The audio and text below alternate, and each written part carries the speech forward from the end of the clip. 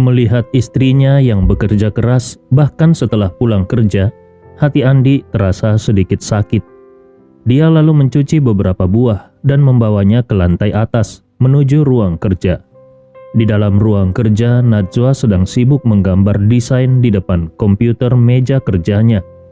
Melihat istrinya begitu fokus, Andi Rewa khawatir akan mengejutkan Najwa kalau dia langsung muncul. Dia pun berdeham ringan untuk menarik perhatian Najwa.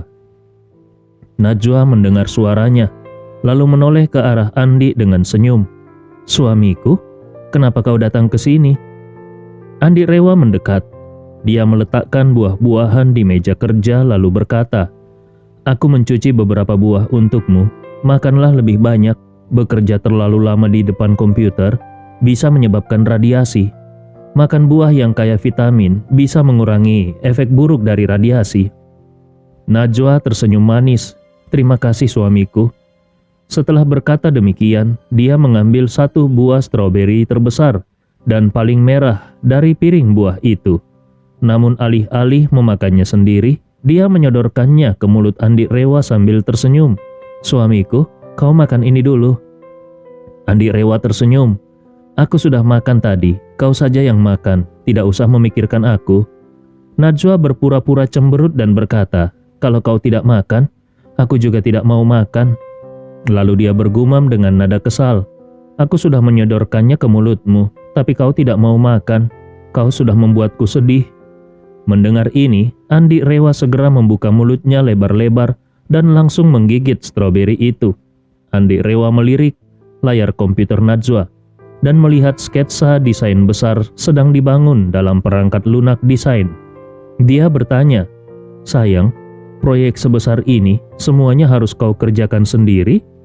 Najwa menjawab, "Tidak semuanya.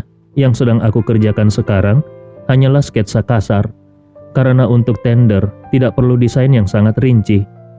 Yang utama adalah menunjukkan konsep umum. Nanti saat tender, kami harus menyerahkan desain ini bersama dengan perhitungan anggaran renovasi yang cukup detail.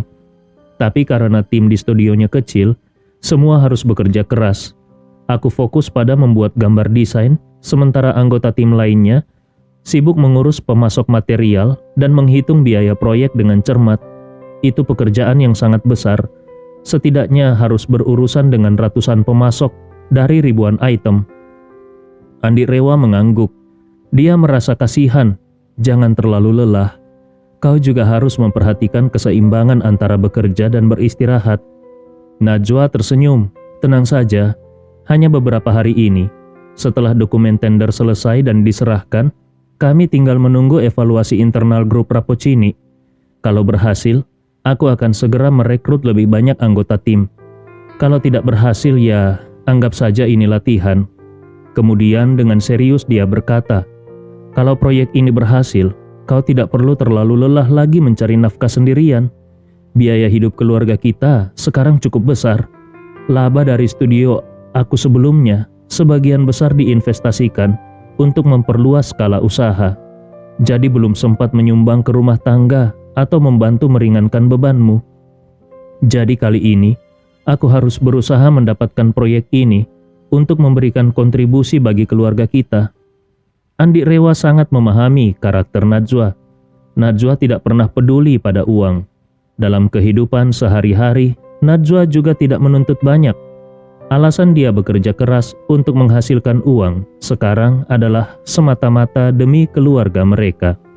Dengan tulus Andi Rewa berkata, "Sayang, terima kasih." Najwa menjawab dengan serius, "Seharusnya aku yang berterima kasih. Selama ini, kau yang menanggung semuanya untuk keluarga. Aku dan orang tuaku justru hanya menjadi bebanmu." Andi Rewa buru-buru berkata, "Apa yang kau bicarakan? Seorang suami mencari nafkah untuk keluarganya, itu sudah sewajarnya. Ingat, 3 tahun pertama kita menikah, aku tidak menghasilkan uang sama sekali.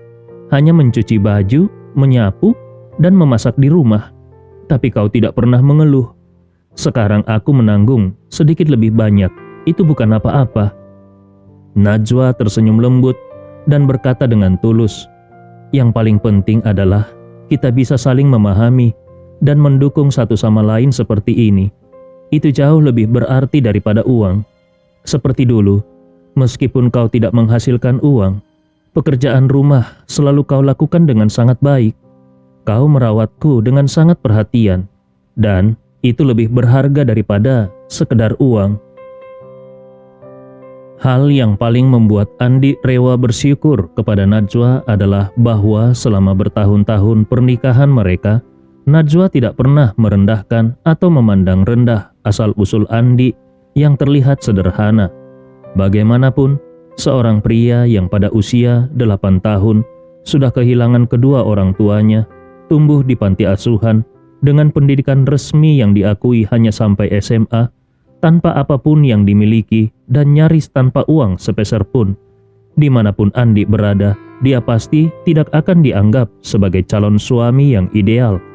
Namun, wanita ini yang dikenal sebagai wanita tercantik di kota Makassar, tanpa keluhan sedikit pun, menikah dengannya, dan pernikahan mereka telah berlangsung selama 4 tahun. Dalam 4 tahun ini, banyak orang mencoba membujuk dan memaksanya untuk menceraikan Andi Rewa, tetapi Najwa tidak pernah goyah sekalipun. Hanya dari hal ini saja, hati Andi sudah dipenuhi dengan rasa syukur yang mendalam terhadap istrinya Najwa. Belakangan ini, Andi ingin sekali mencari kesempatan untuk mengungkapkan asal-usulnya kepada Najwa. Tetapi setiap kali dia memikirkan bahwa dia belum membalaskan dendam kedua orang tuanya, bahkan belum mengetahui penyebab pasti kematian orang tuanya, dia selalu merasa ragu. Saat ini, satu-satunya hal yang bisa dia ketahui adalah keberadaan aliansi anti keluarga Rewa. Dulu, ketika kedua orang tuanya masih berada di Jakarta, aliansi anti keluarga Rewa memang telah melakukan banyak hal yang ditujukan kepada mereka.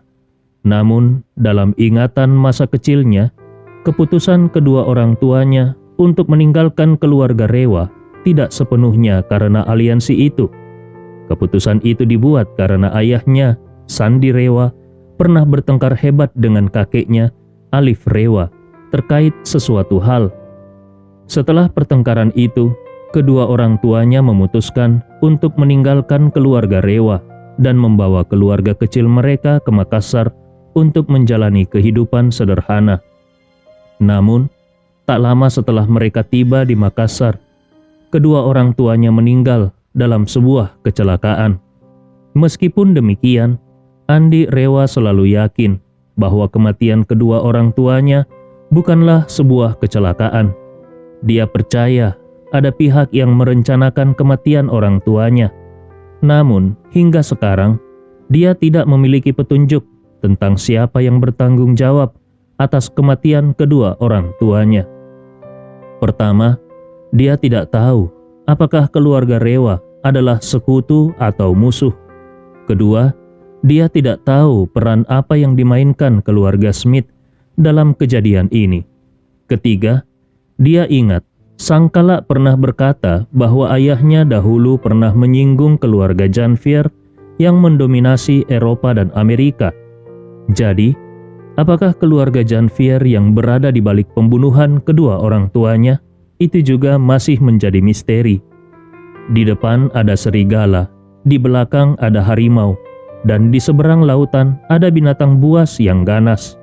Meskipun kini Andi memiliki sedikit kekuatan, tetapi dia masih merasa seperti berjalan di atas es tipis.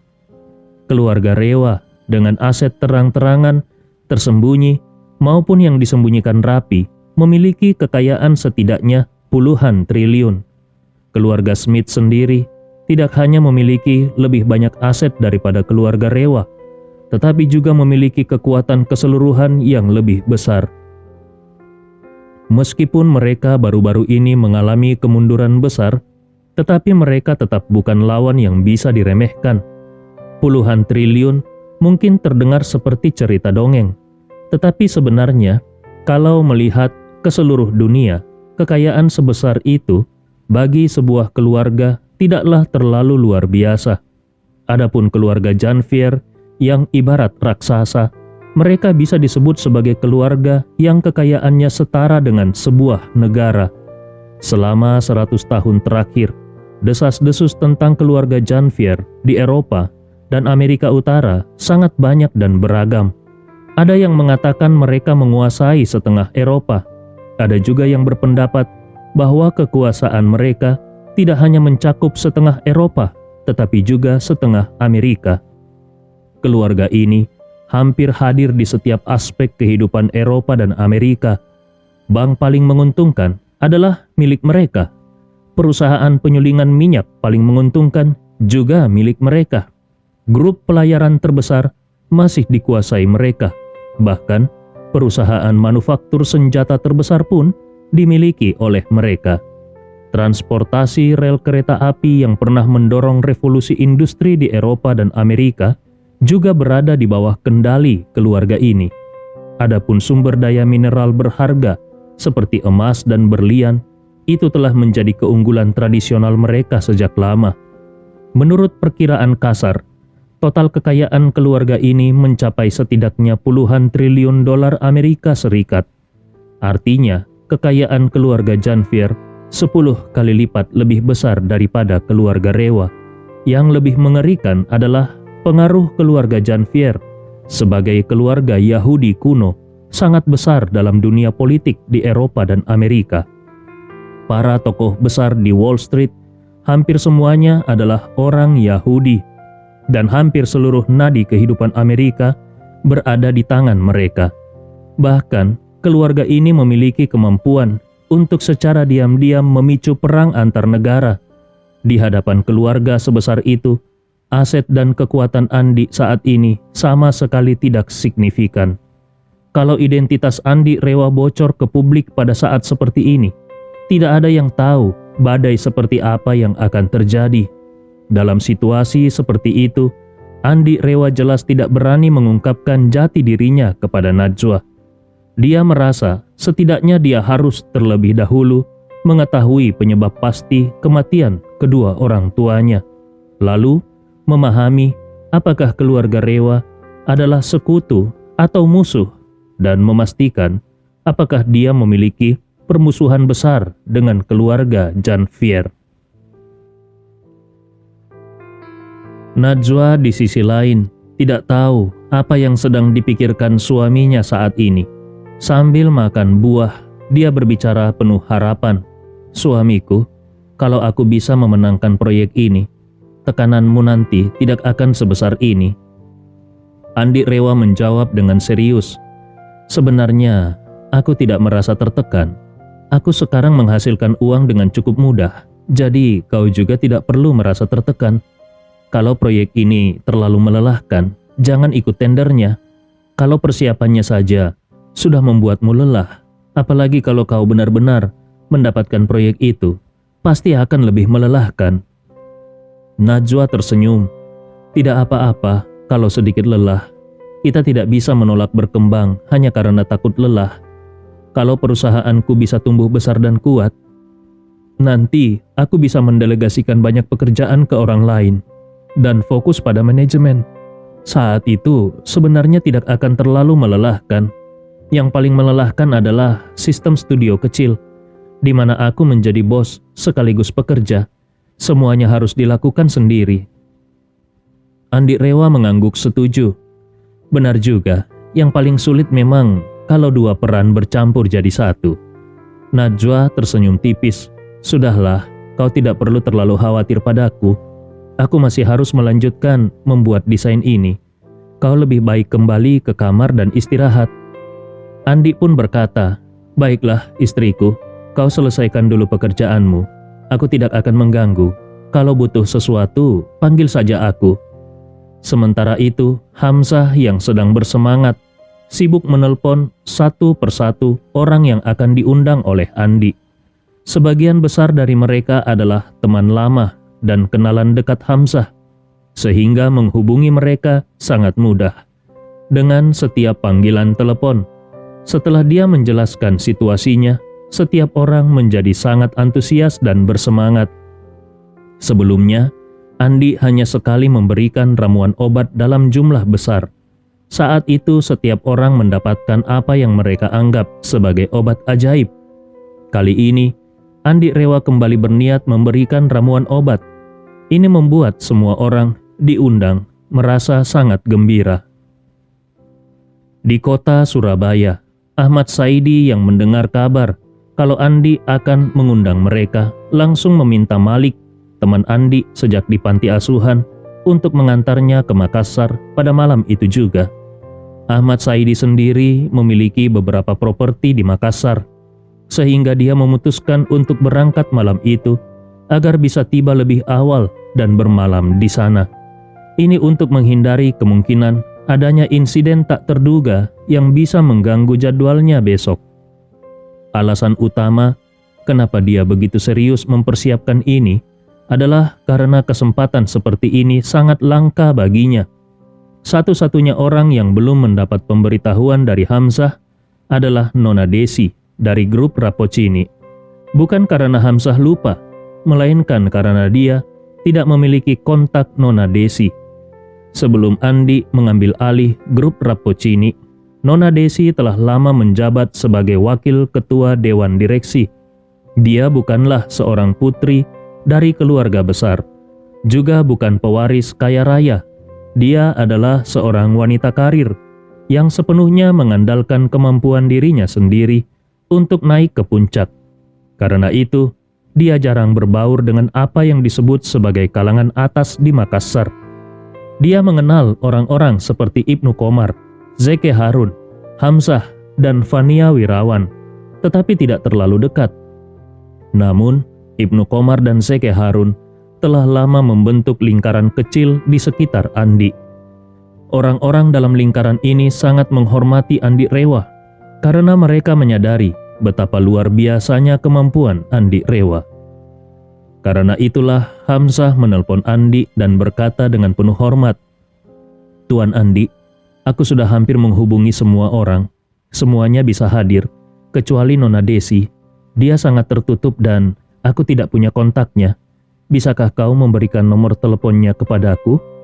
Andi Rewa menjawab, "Tidak perlu, aku yang akan langsung menghubunginya." Setelah menutup telepon Hamzah, Andi Rewa segera menelpon Desi. Begitu telepon tersambung, Desi dengan hormat berkata, "Ketua, ada perintah apa darimu?" Andi Rewa sedikit mengernyit. Biasanya Desi memanggilnya Tuan Andi dalam percakapan pribadi. Namun karena ini sudah di luar jam kerja, kenapa dia masih menyebutnya ketua? Mungkinkah dia sedang tidak dalam kondisi yang nyaman untuk berbicara? Memikirkan hal ini, Andi juga berbicara dengan nada formal. "Wakil Ketua Desi, aku ingin bertanya, apakah kau ada waktu luang besok malam? Aku ada acara makan malam dan ingin mengundangmu untuk hadir." Desi ragu sejenak, lalu dengan sedikit rasa bersalah dia berkata, "Ketua, maafkan aku belum bisa memastikan waktu. Bisakah aku memberitahumu besok?" Andi Rewa merasa ada sesuatu yang aneh dan bertanya, "Wakil Ketua Desi, apakah kau sedang menghadapi sesuatu?" Desi menjawab dengan agak canggung, Tidak ada Ketua. Hanya saja ada tamu di rumah yang perlu aku layani. Jadi..." Andi Rewa tersenyum kecil dan berkata, "Baiklah, kita bicarakan lagi besok. Kalau kau merasa tidak nyaman, tidak masalah. Kita bisa menjadwalkan waktu lain untuk bertemu." Saat ini di bangsal rawat inap rumah sakit di Makassar, sebagai rumah sakit terbaik di kota Makassar, dan bahkan di seluruh provinsi, tidak peduli kapanpun tempat ini selalu penuh sesak. Di setiap departemen, tidak ada satupun tempat tidur yang kosong. Bahkan banyak pasien yang harus menunggu giliran di rumah sakit untuk mendapatkan tempat tidur rawat inap. Di bangsal VIP nefrologi, seorang pria berusia sekitar 50-an terbaring tak sadarkan diri di tempat tidur. Tubuhnya penuh dengan selang medis. Di samping tempat tidur, duduk seorang wanita paruh baya yang memiliki kemiripan wajah sekitar 50% dengan Desi. Di luar ruang perawatan khusus itu, terdapat ruang kecil yang berfungsi sebagai ruang tamu dan tempat istirahat keluarga pasien. Sebagai bangsal perawatan dengan fasilitas terbaik, tata letaknya mirip dengan kamar suite di hotel. Saat ini di ruang tamu itu, berdiri dua orang muda, seorang pria dan seorang wanita. Wanita itu adalah wakil ketua grup Rapocini, yaitu Desi. Sementara pria di hadapannya adalah seorang lelaki kulit putih berambut pirang dengan hidung sedikit melengkung seperti elang. Setelah Desi menutup telepon dengan Andi, lelaki berhidung elang itu berkata dengan senyum di wajahnya, "Desi, aku rasa kondisi ayahmu tidak bisa menunggu terlalu lama lagi. Hukum di sini secara tegas melarang jual beli organ. Saat ini, selain aku, tidak ada orang lain yang bisa mendapatkan donor ginjal yang cocok untuk ayahmu."